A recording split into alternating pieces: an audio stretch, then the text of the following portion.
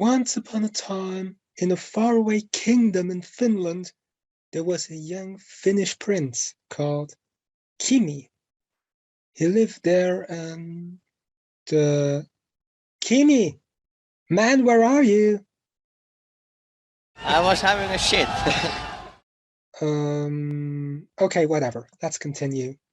His castle was in the city of Espoo, while his later grand rival Bottas, with an also very big castle, lived in Nastola. Wait a minute! What do you mean? We are behind Bottas. Confirm we are behind Bottas. How did we end up behind him? As you should know, Espoo is in the south and Nastola in the north. Okay, I thought that they were the other way around. No, but no matter. Kimi learned how to drive karts when he was 3 years old.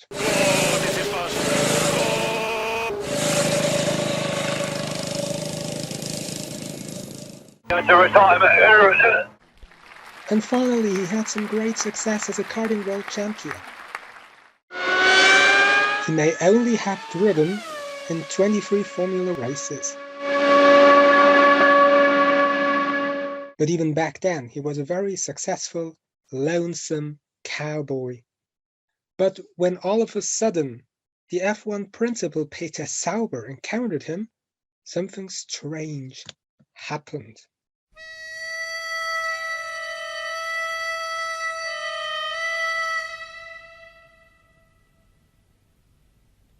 Mate, I am a big fan of your work.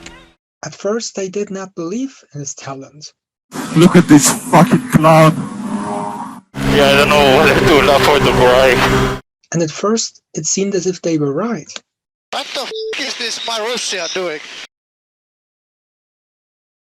Bruh. But he proved them all wrong, as he got a point in his very first race in Melbourne. Finally. And indeed, Kimi was rewarded by McLaren boss Ron Dennis with a seat for 2002, after the other fellow Finn, Mika Häkkinen, retired. And of course, Mika was also very glad about the success of his compatriot. It's super disappointing. I mean, god damn it, Jesus, Here, Kimi learned many interesting things about technology. How is the front wing? How is the front wing? I don't know, you have to tell me. And about the behavior of a typical racer. No, Kimi, no. You will not have the drink. Hello, darkness, my old friend. The best success during that time were 2 second places, when he became second in 2003 and 2005, before Alonso and Schumacher. Behind them. If he cannot see it behind, then he should stay on the reporting stuff.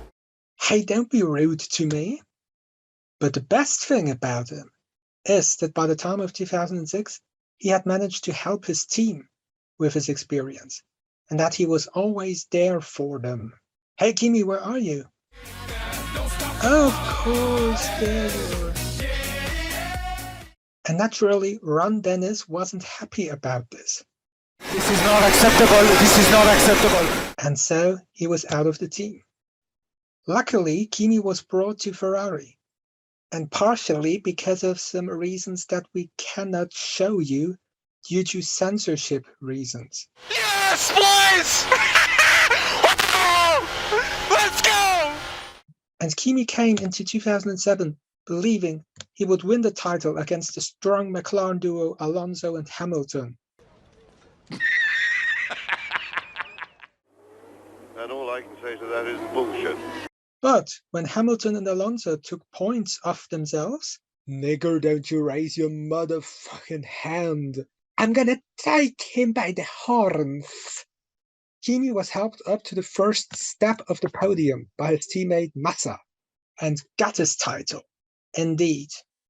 He later won 3 more Grand Prix, but things turned sour in 2009. When Massa had a severe crash in that year's Hungarian Grand Prix, no one was there for Kimi anymore. Get my gloves and steering wheel. Gloves! Mark, gloves! Steering wheel, gloves and steering wheel here. Kimi considered he had no other chance but simply to leave Formula One and join the rally series. Kimi, do you really think that this is a good idea? Just let me alone, I know what to do.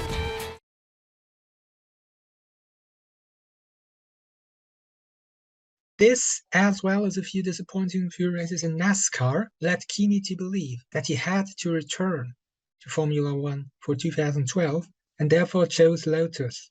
Now, do you regret your rallies, Kimi? Yes, I'm doing all the time. You don't have to remind every second. During the next 2 years, Kimi had 2 wins and finished 3rd and 4th in the championship, respectively. There were, however, 2 problems. Secondly, his back pain let him go into surgery. But he was lucky. He found his second ever wife in Mintu, and Ferrari also offered him another chance. Oh my god, guys, we did it again! He actually planned on getting the Red Bull seat, but the man that got that seat was actually Daniel Ricciardo. Daniel, where are you? I don't know what's going on with my earphones. I can only hear one ear currently, and it's twice the volume. Twice the volume. Okay, doesn't matter. And in his second Ferrari stint, Kimi would get his last 2 poles and his last ever win. That was fucking stupid from whoever was at the front.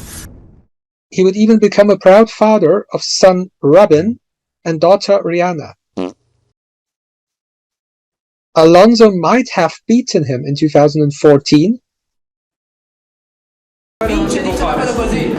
and Vettel would do so too. But Kimi was always on the podium when the team needed him there. One of those who he beat regularly is, among others, Max Verstappen. Max, hey, would you introduce yourself? Max!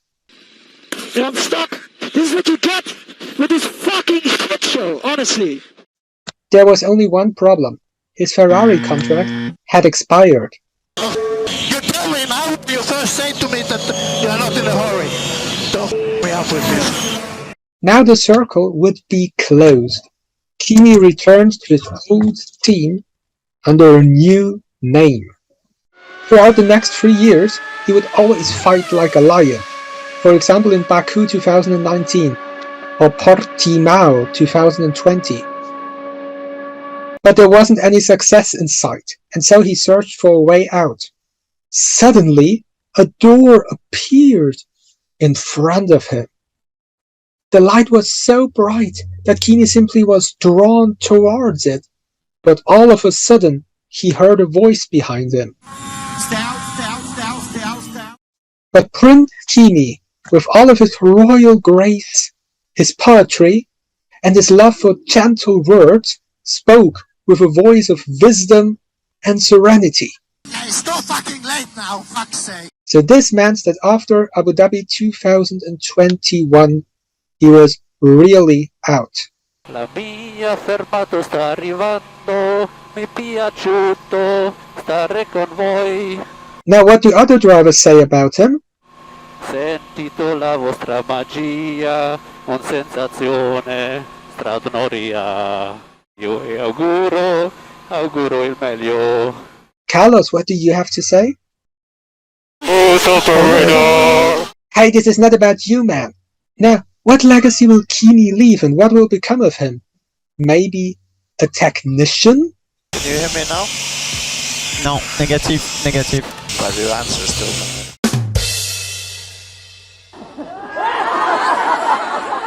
Do you mean he could also be a comedian? Okay, maybe not. But maybe a boxing champion. Oh, when I hit table, I'm not sitting. Or maybe he will be the inventor of a time machine.